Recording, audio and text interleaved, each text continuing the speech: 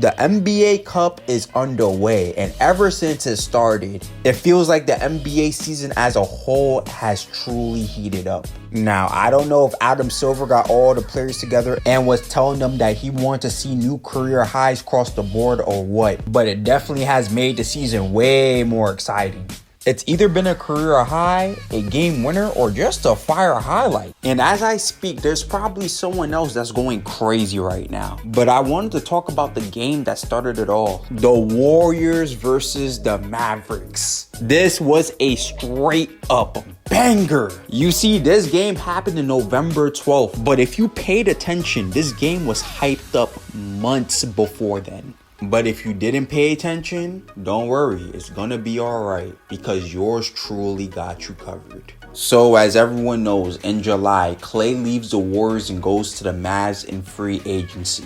Now, months later, in the beginning of the season, in October, Draymond does a podcast about Klay, where Draymond tells the story. While Kyrie and Draymond was just talking, Klay came up to Kyrie and asked Kyrie, why is he talking to the ops? And this was Draymond's response to that. And now I'm going to run through his chest. Now, this is just how Draymond plays regardless. But if you watch the podcast, you can clearly hear the emotion when he said that. That right there was strike one. Around 3 weeks later, Steph was asked about Klay's return leading up to the Mavs and Warriors game. And maybe it was in a joking way, but Steph seemed distraught about having to see Klay in a Mavs jersey.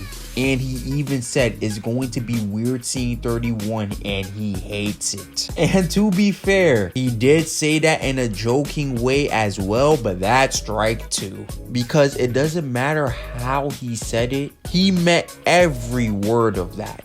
And then around the same time, Klay was asked about his return. And he said, although it's nice to see people he grinded with, all this is a regular season game on a Tuesday in November. And he was so emotionless when he said that. And then he was asked if he still keeps in contact with Steph and Draymond. And this guy said not at all. And it was at that moment I knew that this game was a must watch. These individuals have me moving like drama alert, like I'm following reality TV. But look, man, this is good build-up. But that was strike free. Now, on a random Tuesday on November, we had the Mavericks versus the Warriors. And before the game even started, Klay was greeted with a tribute of a lifetime. One of the best tributes I've seen. And I know Klay was trying to stay locked in, but he could not help but smile. He tried to act so emotionless. Like it's okay, no one is ripping or burning your jersey. Trust me, dude wants to have ops so badly. Fuck Trae Young! Fuck Trae Young! You motherfucker! I'm gonna fuck you! What you say to Trae Young right now? Tell Trae Young, fuck Trae Young! Yeah! We outside, nigga! Fuck Trae Young! Bow, bow, bow! Trae Young's ball! Trae Young's ball! Man! What did he do to make them niggas that mad? So the game starts and off rip, Curry is guarding Klay and even fouls him. I have never seen Curry that motivated to play defense. Not only that, you see Draymond making hustle plays and then hitting threes? You gotta understand, I have not seen Draymond hit a three since the Great Depression. It would take Klay a little while, but once he got hot, he got hot. He was officially locked in. But Klay was not going to do this alone. He needed someone to come along with him for the ride. That's where Luka comes in, where he was hitting step back threes, scoring inside the paint, scoring outside the paint, making the timely passes when he needed to. Any way you needed a bucket, you name it, he had it. Not too long after, Klay would hit a three, and in the heat of the moment would hit the Steph Curry shimmy. And it was at that moment the game was over. But we're not there yet, so let's continue. After that, Klay's on a hot streak as he knocks down another three. Golden State will come back though and retake the lead in the third quarter. But in the fourth, that will all change with Kyrie coming alive. And a clutch three from Klay and a dunk from Gafford would have the Mavs up by 7 with 4 minutes left in the game. But the Mavs should know it's not over yet. I hope that they enjoyed this lead because this is where Steph Curry starts cooking. I will hit you with the play-by-play. Curry gets the ball, drives left, stops on a dime and hits the mid-range. Curry's coming up the half court, goes behind the back and gets a switch on to Luka. Tween, cross, 3. Only down by 1 at this point. Curry comes up the half court again, goes behind the back. Tween, cross, and gets a soft touch on the basket, taking the lead. And with the clock winding down, they got Quentin Grimes on Steph. He gets the switch on to Luka. Tween behind the back.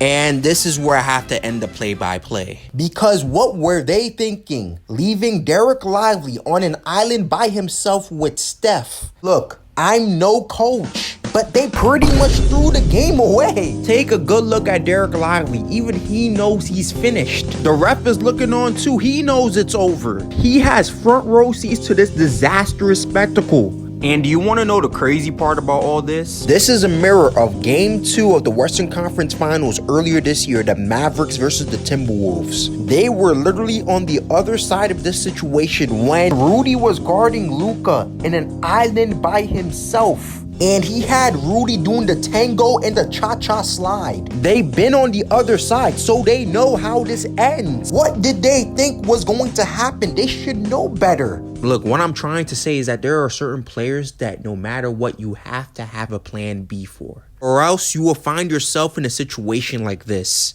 Luka is one of them. Steph is one of them. And this is not even Derek Lively's fault either. He's a victim. This is Klay's fault. You see, now let's skip time to after this game. My sources, which is Draymond Green's podcast, said that the reason Steph went off like that is simply because Klay ghosted him. This is why Steph did not speak at his tribute. This is why I said that shimmy from Klay was the real end of the game. Because simply put, that was the nail in the coffin. Steph was already fired up. And this is why Derek Lively finds himself in this situation right here. All because Klay wants to be petty. And with Derek Lively's life flashing before his eyes. Stephen Wardell Curry will do it again. He's him. Y'all gotta stop playing with him. He changed the game of basketball. You don't think he wouldn't change the outcome of this one? Like, come on. He did this to an entire country. He's an international threat at this point. But yeah, the Mavericks showed out, but it's over. Curry's celebration has to be in contention for one of the coldest celebrations of all time. He's out here putting teams and countries to bed. Without a doubt in my top 10 all time. And with that, I'm going to put this video to bed.